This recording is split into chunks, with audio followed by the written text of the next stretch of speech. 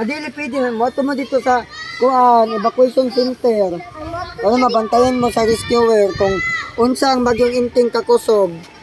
Kung kuan mo Davao mo Manila, kung unsa ka epektibo ang imong makuha nga safety ka, dito ka ma-safety ka sa imong gitulugan nga di ka mabahaan.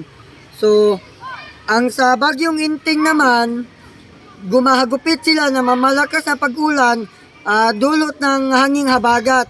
So, muna gitawag nila kung dinira wala tay epeksyon nga mosulod sa parang atong bagong nga bagyo nga gitawag sa nga si Inting. Pero kung sa Manila natin mosulod sa Luzon o sa Visayas wala labot ang sa Mindanao.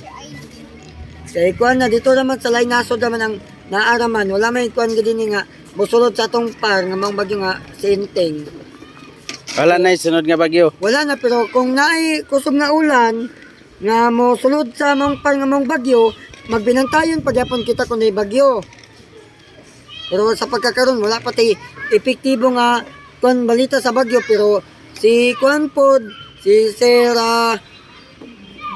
Pahudas ang kuan nga mao nga tagya sa bagyo sa lokal nga government sa lungsod sa Manila City nga MDRRMO.